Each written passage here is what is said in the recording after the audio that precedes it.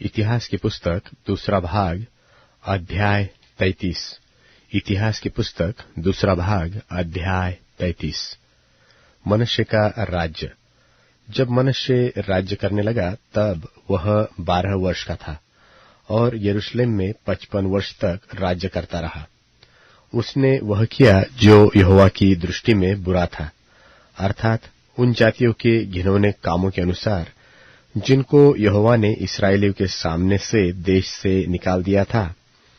उसने उन ऊंचे स्थानों को जिन्हें उसके पिता हिजकिय्याह ने तोड़ दिया था फिर बनवाया और बाल नाम देवताओं के लिए वेदियां और अशेरा नाम मूरतें बनाई और आकाश के सारे गण को दंडवत करता और उनकी उपासना करता रहा। और उसने यहोवा के उस भवन में वेदियां बनाई जिसके विषय यहोवा ने कहा था कि यरूशलेम में मेरा नाम सदा बना रहेगा। वरन यहोवा के भवन के दोनों आंगनों में भी उसने आकाश के सारे गण के लिए वेदियां बनाई। फिर उसने हिम्मोन के बेटे की तराई में अपने लड़के बालों को होम करके चढ़ाया और शुभ अशुभ मुहूर्तों को मानता और टोना और तंत्र मंत्र करता और ओझों और भूत सिद्धि वालों से व्यवहार करता था। वरन उसने ऐसे बहुत से काम किए जो यहोवा के दृष्टि में बुरे हैं और जिनसे वह अप्रसन्न होता है। और उसने अपनी खुदवाई हुई मूर्ति परमेश्वर के उस भवन में स्थापन की जिसके विषय परमेश्वर ने दाऊद और उसके पुत्र सुलेमान से कहा था कि इस भवन में और यरूशलेम में जिसको मैंने इस्राएल के सब गोत्रों में से चुन लिया है, मैं अपना नाम सर्वदा रखूंगा। और मैं ऐसा न करूंगा कि जो देश मैंने तुम्हारे पुरखाओं को दिया था उसमें से इस्राएल फिर मारा मारा फिरे।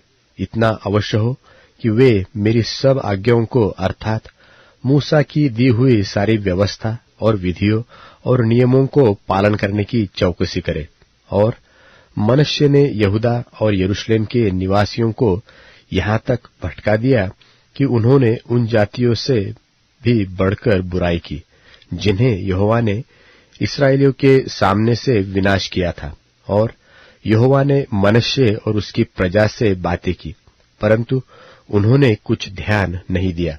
तब यहोवा ने उन पर अश्शूर के सेनापतियों से चढ़ाई कराई और ये मनुष्य को नकेल डालकर और पीतल की बेड़ियां जकड़कर उसे बाबेल को ले गए। तब संकट में पड़कर वह अपने परमेश्वर यहोवा को मानने लगा और अपने पूर्वजों के परमेश्वर के सामने बहुत दीन हुआ और उससे प्रार्थना की। तब उसने प्रसन्न होकर उसकी विनती सुनी और उसको यरूशलेम में पहुंचाकर उसका राज्य लौटा दिया। तब मनुष्य को निश्चय हो गया कि यहोवा ही परमेश्वर है। इसके बाद उसने दाऊदपुर से बाहर गीहोन के पश्चिम की ओर नाले में मछली फाटक तक एक शहरपनाह बनवाई। फिर ओपेल को घेरकर बहुत ऊंचा कर दिया और यहूदा के सब गढ़वाले नगरों में सेनापति ठहरा दिया।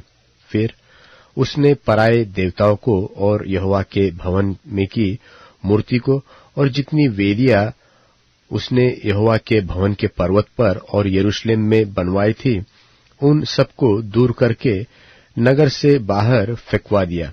तब उसने यहोवा की वेदी की मरम्मत की और उस पर मेलबलि और धन्यवाद बलि चढ़ाने लगा और यहूदियों को इस्राएल के परमेश्वर यहोवा की उपासना करने की आज्ञा दी। तो भी प्रजा के लोग ऊंचे स्थानों पर बलिदान करते रहे परंतु केवल अपने परमेश्वर यहोवा के लिए। मनुष्य के और काम और उसने जो प्रार्थना अपने परमेश्वर से की और उन दर्शियों के वचन जो इस्राएल के परमेश्वर यहोवा के नाम से उससे बातें करते थे, यह सब इस्राएल के राजाओं के इतिहास में लिखा हुआ है। और उसकी प्रार्थना और वह कैसे सुनी गई और उसका सारा पाप और विश्वासघात और उसने दीन होने से पहले कहाँ-कहाँ ऊंचे स्थान बनवाए और अशेरा नाम और खुदी हुई मूर्तियां खड़ी कराई, यह सब होशे के वचन में लिखा है। निदान मनश्शे अपने पुरखाओं के संग सो गया और उसे उसी के घर में मिट्टी दी गई और उसका पुत्र आमोन उसके स्थान पर राज्य करने लगा। आमोन का राज्य।